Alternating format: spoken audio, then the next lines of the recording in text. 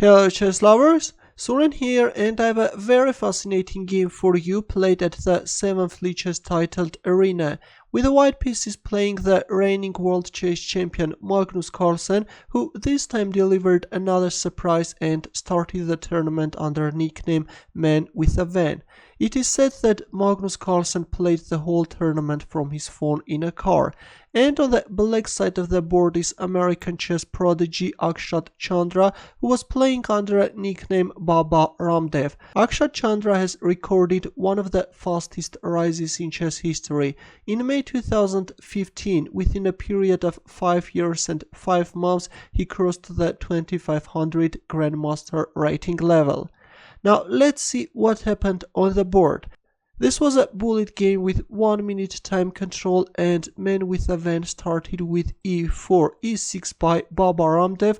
Black goes for French defense, d4, knight f6, and e takes d5. Magnus Carlsen goes for delayed exchange variation, e takes d5, bishop g5, bishop d6, which is actually a blunder by black, and queen d2. Probably Carlsen was not expecting bishop d6, otherwise he could have simply captured on d5. But in the game after bishop d6 we see queen d2, c6, white castles queenside and black castles kingside. Usually the exchange variation of French defense leads to boring positions, but we have opposite side castlings and this can turn out to be a very fascinating game. Bishop d3, knight d7, f3, white is preparing to start a pawn storm on the king side. Meanwhile, black will organize his counterattack on the queen side, knight e2, and here we go b5. White is responding with g4, b4, knight b1, a5, knight g3, now comes a4, knight f5, and b3. Well, playing c5 with the idea of opening up the c file could have given black better chances, but in the game we see b3. We see a takes b3, a takes b3, black managed to open up the a file, and now black rook can penetrate white's camp. C takes b3, rook a1, but still white's queen side is solid.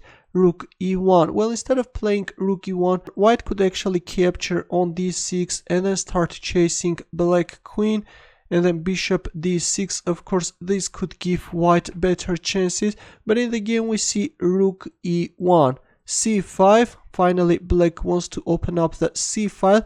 Now comes knight takes d6, queen takes d6, queen f4. Understanding that white king can be in a real danger, Magnus Carlsen is offering an exchange of queens in order to simplify the position, but black rejected the offer. Queen c6 is on the board, and in order to avoid any possible discovered attacks, Carlsen plays king d2, which is actually the start of a long king walk. Rook a2, now the pawn on b2 is under attack, d takes c5, rook takes b2 check, now comes king c3, rook a2, queen d6. Carlsen insists on exchanging the queens, but now d4 is on the board and king takes d4. This is insane, guys. Of course, you won't see Carlsen's king in the center of the board every day. This is simply fantastic, guys. But let's see, is there a chance for white king to survive in the open battlefield? Queen takes f3 was played.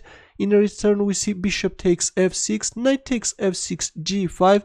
Now comes queen g4 check, king c3, queen takes g5, rook e5, queen f4, rook e1. Now black has to be very careful and not to move the knight, which is covering this essential e8 square. Otherwise, if I move like knight g4, then white can go for this beautiful tactical shot and then can checkmate black king. That's why black simply cold-heartedly grabbed another pawn. Queen takes h2. Now comes king b4. Carlsen wants to develop his knight and consolidate his position. Queen f4 check, bishop c4, bishop a6, knight c3, bishop takes c4. In return, Carlsen captures on a2.